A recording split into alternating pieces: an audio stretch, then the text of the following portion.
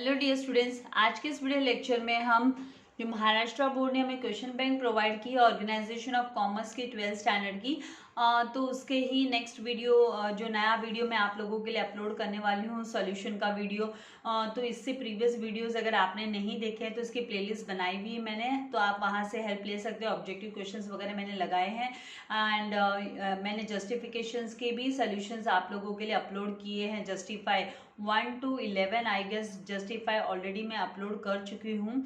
आज के इस वीडियो में हम केस स्टडी, इसमें जस्टिफिकेशन में भी आई गेस 5 और 6 जस्टिफिकेशंस के सोल्यूशन बाकी है। 11 तक मैंने अपलोड कर दिया है, मतलब आप लोगों के लिए 12 से लेके 17 मतलब 5 मोर जल्दी ही जस्टिफिकेशन के आंसर्स आपको मिल जाएंगे।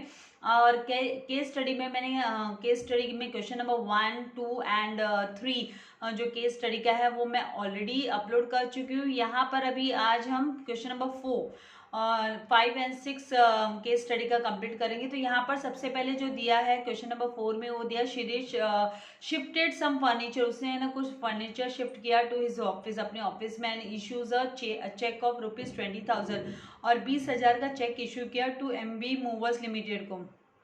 Balance in his account is ₹15,000 और उसकी जो उसने चेक तो 20,000 का काट दिया, लेकिन उसके बैंक अकाउंट में जो बैलेंस है वो 15,000 है। स्टिल बैंक क्लियर, तो भी है ना बैंक क्या करती है, उसका जो चेक है वो क्लियर कर देती है। And Shirish also wants to renovate, मतलब रिनोवेट मतलब उसको ऑफिस में रिपेयरिंग वर्क करना, रिनोवेट करना अपनी ऑफिस को। सो ही अप्लाइज फॉर अ लोन, तो वो है ना लोन के लिए अप्लाई करता है। 25 लाख रुपए का लोन लेता है, बैंक उसको सैंक्शन कर देती है।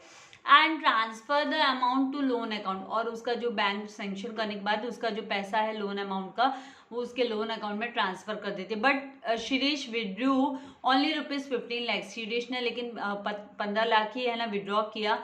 And Shirish accepted a bill of exchange for ₹5 lakh, उसने 5 लाख का बिल ऑफ एक्सचेंज है वो एक्सेप्ट किया। एक्सेप्टेंस दी मतलब अपनी, मतलब शिरीष ड्रॉई है उसने एक्सेप्ट किया है, मतलब upon him by messrs of Creative furnitures ने उस पर बिल है ना ड्रॉ किया था, तो उसने एक्सेप्ट करके दे दिया क्रिएटिव फर्नीचर्स को। For supplying new furniture for his office, उसके ऑफिस के लिए नया फर्नीचर उन्होंने सप्लाई किया क्रिएटिव फर्नीचर्स ने। इट इज़ ड्यू ऑन, जो बिल है बिल ऑफ एक्सचेंज है वो 31 मई 2021 की ड्यू डेट उस पर है। बट जो क्रिएटिव फर्नीचर्स है नीडेड मनी ऑन, उनको जो पैसे की जरूरत पड़ी 1 अप्रैल 2021 को ही पैसे की जरूरत पड़ गई, मतलब 1 महीने पहले ही उनको 2 महीने पहले उनको रिक्वायरमेंट पैसे की रिक्वायरमेंट हो गई।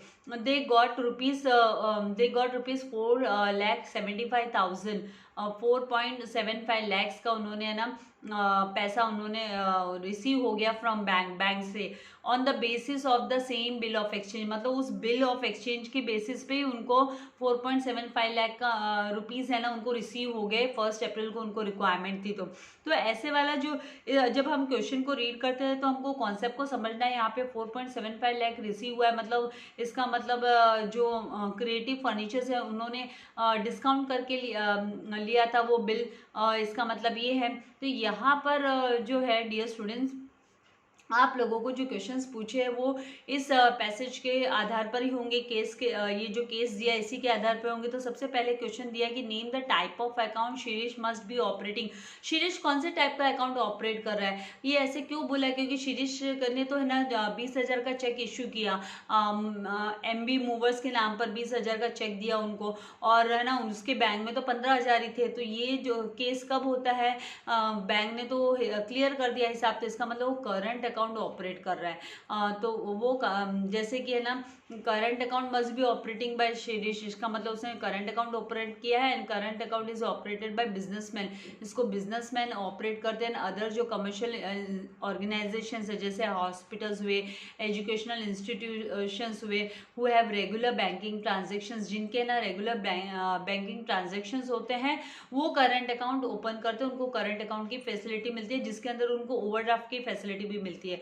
तभी तो यहाँ पे शिरीष ने जब 20,000 का चेक इश्यू किया और उसके खाते में तो 15,000 ही थे, तो बैंक ने तो है ना क्लियर कर दिया उसका check, right. Then second question यहाँ पे बोला on which amount Shirish will have to pay interest on loan, और लोन पे जो इंटरेस्ट है वो उसको कौन से अमाउंट पे देना होगा। तो ऑब्वियसली यहाँ पर उसने 25 लाख का लोन मांगा बैंक से, और बैंक ने 25 लाख सेंक्शन करने के बाद में यहाँ पर ये स्टेटमेंट दिया हुआ है, बैंक ने उसके जो लोन अकाउंट है उसमें ट्रांसफर कर दिया। तो इसका मतलब क्या है कि है ना 25 लाख रुपए पे ऑब्वियसली बैंक उससे इंटरेस्ट चार्ज करेगी। भले उसने 15 लाख ही है ना उसमें से यूज किया है एट प्रेजेंट, लेकिन उसने 25 लाख का सैंक्शन करवा के लिया और पैसा भी ट्रांसफर हो गया उसके लोन अकाउंट में। नाउ थर्ड यहाँ पर बोला which service did the bank make available to easy, जो मेजर्स ऑफ क्रिएटिव फर्नीचर्स है उसको कौन सा उन्होंने फैसिलिटी दिया, सर्विस दिया है बैंक ने, बाय पेइंग ₹4.75 लाख का अमाउंट पे कर कर। तो हम लिखेंगे कि क्रिएटिव फर्नीचर्स कैन डिस्काउंट, वो है ना डिस्काउंट कर सका, can discount the bill with the bank to obtain an advance money, advance money पाने के लिए उसने बिल है ना वो डिस्काउंट करके लिया। So they got ₹4.75 lakh from the bank on the basis of bill of exchange के बेसिस पे उनको जो 5 लाख का बिल था उसके बदले में 4.75 लाख बैंक ने दे दिया, क्योंकि इसकी जो ड्यू डेट है वो 2 महीने बाद की है और एडवांस में पैसे चाहिए थे तो उन्होंने ले लिए। एंड बैंक विल रिकवर, और बैंक ये पैसा कहाँ से रिकवर करेगी, तो bank will recover the money from the Shirish जो ड्रॉई है उसका मैच्योरिटी डेट पर उनसे रिकवर कर लेंगे। तो इस तरीके से आप लोगों को आंसर्स लिखने। तो आई होप यहाँ पर आपको कॉन्सेप्ट क्लियर हो गया कि कैसे आपको पैसेज को रीड करना है, केस को स्टडी करना और फिर आपको आंसर लिखना है। नाउ आते हैं क्वेश्चन नंबर 5 पे, जहाँ पर आपको following are the details of tinned food का यहाँ पर है ना डिटेल दिया हुआ है। Mix cheesy masala, batch number दिया हुआ है यहाँ पर, कौन से बैच नंबर है मसाला का। देन डेटेड, इसकी जो पैकिंग डेट है वो 17 मार्च 2021 दी है। यहाँ पर नाइट टाइम में 46 यहाँ पे 00.46। देन मैन्युफैक्चर्ड बाय, इसको मैन्युफैक्चर किसने किया है, तो यहाँ पर ग्रेट टेस्ट फूड लिमिटेड ने मैन्युफैक्चर किया है। देन इसकी जो मैन्युफैक्चरिंग डेट क्या है तो वो है 17 मार्च 2021 है। और यहाँ पर ये भी डिटेल लिखी कि बेस्ट बिफोर 8 मंथ्स, मतलब ये जो प्रोडक्ट है चीज़ी मसाला ये है ना 8 महीने के अंदर अंदर यूज़ करना है इसकी जो उसके बाद में ये एक्सपायर हो जाता है, मतलब तो बेस्ट बिफोर 8 मंथ्स है। देन यहाँ पर ₹130 ₹200 ग्राम्स का मतलब यहाँ पे मिक्स चीज़ी मसाला का यहाँ पर हमको पर 200 ग्राम्स के पैक का 130 रुपीज़, ये डिटेल हमको इस फूड आइटम की दी है चीज़ी मसाला की। तो यहाँ पर इससे रिलेटेड ही है ना क्वेश्चंस पूछे गए। तो पहला जो क्वेश्चन पूछा गया which right is represented in the above example, ऊपर जो एग्जाम्पल दिया उसमें कौन सा राइट है ना रिप्रेजेंट किया गया। तो ये भाई हमारा हक है प्रोडक्ट के बारे में जानना कि वो कब है ना मैन्युफैक्चर हुआ, उसकी एक्सपायरी डेट कब है, उसका प्राइस क्या है और कितने ग्राम्स का है। तो इसको हम बोलेंगे राइट टू इंफॉर्मेशन। तो यहाँ पर हमको आंसर में लिखना है right to information is represented in above example. According to this right, consumers should be provided with adequate information की इस right के हिसाब से, इस हक के हिसाब से क्या है कि consumers को जो है वो adequate information receive होनी चाहिए जो manufacturer है उसे about all the aspects of goods and services, हर एक पहलू के बारे में पता होना चाहिए goods and services के पहलू के बारे में, जैसे कि प्राइस को लेकर हो, नेम ऑफ मैन्युफैक्चरर क्या है, कंटेंट्स कौन से यूज हुए हैं, बैच नंबर क्या है if any. So date of manufacture, expiry date, user manual and safety instructions etcetera, ये सारे इंफॉर्मेशन है ना according to the right to information के अंडर में हमें ये प्रोवाइड होनी चाहिए, कंपनीज को ये प्रोवाइड करना जरूरी हो जाता है। नाउ सेकंड क्वेश्चन यहाँ पे बोला इफ प्रोडक्ट है सम डेफिशिएंसी, अगर प्रोडक्ट में कोई डेफिशिएंसी है and producer refuses to accept it, और प्रोड्यूसर मना कर देता है एक्सेप्ट करने के लिए, रिफ्यूज कर देता है, and ignores the complaint where can aggrieved consumer seek redressal. तो अगर वो इग्नोर करता है उसकी कंप्लेंट को तो कंज्यूमर किसके पास जाकर कंप्लेन करेगा। तो यहाँ पर हमें आंसर लिखना है कि if the product has some deficiency, अगर प्रोडक्ट में कोई डेफिशिएंसी है and producer refuses to accept it and ignores the complaint of aggrieved consumer, then in this case consumer can file his complaint, कहाँ पर file कर सकता है अपनी कंप्लेंट? डिस्ट्रिक्ट कमीशन में, स्टेट कमीशन में और नेशनल कमीशन में, depending on the value of goods की वैल्यू पे डिपेंड करता है। एंड क्लेम फॉर कंपनसेशन का क्लेम करने के लिए वो है ना district commission, then state commission और नेशनल कमीशन के पास अप्रोच कर सकता है। लेकिन यहाँ पर क्या है कि हमको है ना प्रोडक्ट के डिटेल्स दिए हुए हैं, लेकिन कितने क्वांटिटीज परचेस किए गए हैं, कितने क्वांटिटीज परचेस किए गए हैं उसके बारे में हमें नहीं बोला है। तो जब हमें परचेस क्वांटिटी के बारे में नहीं बोला है तो हम नहीं बता सकते कि भाई कौन से इसके पास कंज्यूमर इसके पास पहुंचेगा, ये कहाँ पर पहुंचेगा, किसके पास जाना चाहिए, इसको क्या डिस्ट्रिक्ट लेवल पे जाना चाहिए या स्टेट लेवल पे अप्रोच करना चाहिए या नेशनल लेवल पे अप्रोच करना चाहिए, तो वो हम नहीं बता सकते। क्योंकि जो इनके जो लिमिट्स होती है, जैसे डिस्ट्रिक्ट लेवल की लिमिट है वो 1 करोड़ से ज़्यादा अगर होती है तो डिस्ट्रिक्ट लेवल में नहीं, फिर हमको स्टेट लेवल पे जाना होता है। 1 करोड़ से बिलो का होता है तो डिस्ट्रिक्ट लेवल। लेकिन यहाँ पे तो परचेसिंग का अमाउंट ही पता नहीं कि कितने अमाउंट का परचेसिंग हुआ है। देन स्टेट कमीशन के लिए जो है, तो स्टेट कमीशन के लिए हमने इसमें जैसे स्टडी किया था कि भाई मोर देन यहाँ पर जो है अगर ये एक्सीड करता है 10 करोड़ से, मतलब बिलो 10 करोड़ होना चाहिए, तो है ना स्टेट गवर्नमेंट के पास, स्टेट कमीशन के पास जाते हैं। और नेशनल के लिए तो मोर देन 10 करोड़ होता है तब नेशनल कमीशन के पास जाया जाता है। लेकिन यहाँ पर है ना बताया ही नहीं है, इसीलिए हम यहाँ पर लिखेंगे but here total purchase quantity is not mention, वो मेंशन नहीं किया, so it is difficult to say where can aggrieved consumer seek redressal, वो कहाँ पर जाएगा वो हम इस क्वेश्चन के आधार पर नहीं बोल सकते। लेकिन इन तीनों में से कहीं पे अप्रोच कर सकते हैं, लेकिन ये डिपेंड करता है value of the goods and claim for compensation पे। Now state the name of the act, act का नाम क्या है? तो the name of the act is a consumer protection act 2019 है।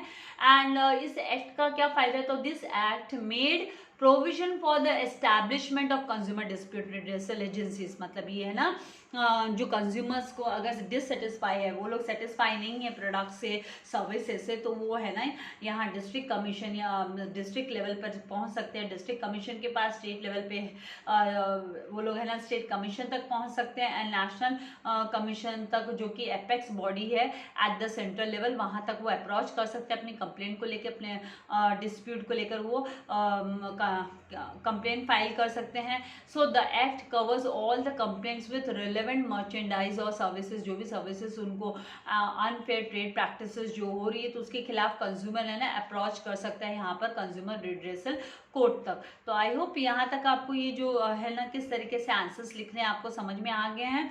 अभी लास्ट जो केस स्टडी नंबर 6 उस पर हम जा रहे हैं, जहाँ पर हमें auto parts is renowned company, renowned मतलब फेमस पॉपुलर कंपनी है, सिचुएटेड इन चक्रधरपुर में ये सिचुएटेड है, जो कि झारखंड में चक्रधरपुर है Jharkhand.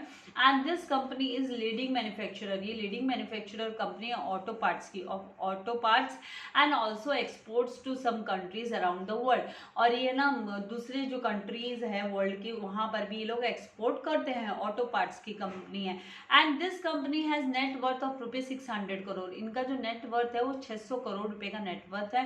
And earned average net profit of 1.20, मतलब 1 करोड़ 20 लाख उन्होंने लास्ट फाइनेंशियल ईयर में, लास्ट 3 फाइनेंशियल ईयर्स में उन्होंने अर्न किया है profit. The company has formed committee of directors, उन्होंने कमिटी फॉर्म किया डायरेक्टर्स की to look after CSR activities of the company, company की CSR एक्टिविटीज को लुक आफ्टर करने के लिए उन्होंने क्या किया है, कमिटी फॉर्म किया है। तो यहाँ पर सबसे पहला जो क्वेश्चन है वो है कि provision of which section is applicable in case company follow CSR activities. तो जब कंपनी CSR एक्टिविटीज फॉलो करती है तो the section 135 of the companies act 2030 applicable होता है। तो यहाँ पर हमें वही आंसर में लिखना है कि in case company follow CSR activities the section 135 of companies act 2013 is applicable. Then how much amount company needs to spend on CSR activities. CSR activities पे कंपनी कितना पैसा खर्च करती है, कितना अमाउंट स्पेंड करती है. CSR मतलब कॉर्पोरेट सोशल, यहाँ पर सोशल रिस्पॉन्सिबिलिटी जो होती है कंपनीज की. तो इसके तहत में all the companies shall spend in every financial year, हर एक फाइनेंशियल ईयर में उनको at least 2% of the average net profits, उनका जो एवरेज नेट प्रॉफिट होता है of the company made during 3 immediately preceding financial years में जो उन्होंने नेट प्रॉफिट अर्न किया उसका 2% है ना, उनको क्या करना पड़ता है, एज अ CSR देना पड़ता है. So in pursuance of its corporate social responsibility policy के तहत उन्हें जो 2% उनके एवरेज नेट प्रॉफिट का देना होता है प्रिसीडिंग 3 ईयर्स का, इमीडिएट प्रिसीडिंग फाइनेंशियल ईयर्स का. So hence in this case company needs to spend, तो कंपनी को 2,40,000 ऑन CSR एक्टिविटीज स्पेंड करना पड़ेगा. ये 2,40,000 का कैलकुलेशन कहाँ से आया, तो 1 करोड़ 20 लाख को आप मल्टीप्लाई बाय 2% करोगे तो फिर आपको 2,40,000 अमाउंट यहाँ पर आने वाला है. तो इस तरीके से आप लोगों को आंसर लिखना है. नाउ जो लास्ट क्वेश्चन है, question number 3, how many directors are required to constitute CSR committee. CSR committee को फॉर्म करने के लिए कितने डायरेक्टर्स की रिक्वायरमेंट है, तो 4 डायरेक्टर्स आर रिक्वायर्ड. तो आपको यहाँ पर लिखना है आंसर में कि 4 directors are required to constitute CSR committee. CSR committee को कॉन्स्टिट्यूट करने के लिए, फॉर्म करने के लिए, who shall meet at least twice, उनको कम से कम है ना ट्वाइस, एटलीस्ट ट्वाइस उनको इन अ ईयर उनको डिस्कस करना होता है, रिव्यू करना होता है CSR एक्टिविटीज को एंड पॉलिसीज को. तो इस तरीके से आप लोगों को आंसर्स लिखने हैं. तो आई गेस आपको जो केस स्टडीज है किस तरीके से आपको प्रेजेंट करना है, लिखना बहुत अच्छे से समझ में आ गया होगा. और अभी कैसे आप लोगों के पास समय है, बहुत ज़्यादा भी नहीं बोलूँगी, लेकिन आप लोगों के पास मौका है, चांस है कि आप अच्छे से अपने स्टडीज़ को प्लान आउट करते हुए अपने डेली बेसिस पे स्टडीज़ को कंप्लीट करते जाए, ताकि बोर्ड एग्जाम्स हो तब आपको अच्छे मार्क्स आप स्कोर कर सकें. मुझे पता है बहुत सारी अनसर्टेनिटी है, कोविड है, कोरोना है, हम बहुत सब है ना मेंटली हम डिस्टर्ब है. बट डियर स्टूडेंट्स, आपकी रिस्पॉन्सिबिलिटी है पढ़ना. आप अपने स्टडीज़ में ध्यान दीजिए, क्योंकि लाइफ यहीं तक नहीं रुकती है, किसी भी चीज़ की रुकावट से ज़िंदगी नहीं रुकती है. इसीलिए आपको अपनी मेहनत करते रहना है. And let's hope for the best, for good tomorrow, best tomorrow. Stay blessed and healthy for ever. Channel को सब्सक्राइब करना एंड लाइक करना नहीं भूलना है. चैनल आप लोगों के लिए एब्सोल्युटली फ्री चैनल है, तो ज़्यादा से ज़्यादा फ्रेंड्स के साथ भी शेयर कीजिए एंड बेल आइकन बटन को प्रेस कीजिए ताकि आपको लेटेस्ट वीडियो के नोटिफिकेशंस मिलते रहे. Thank you very much. God bless you all dear students.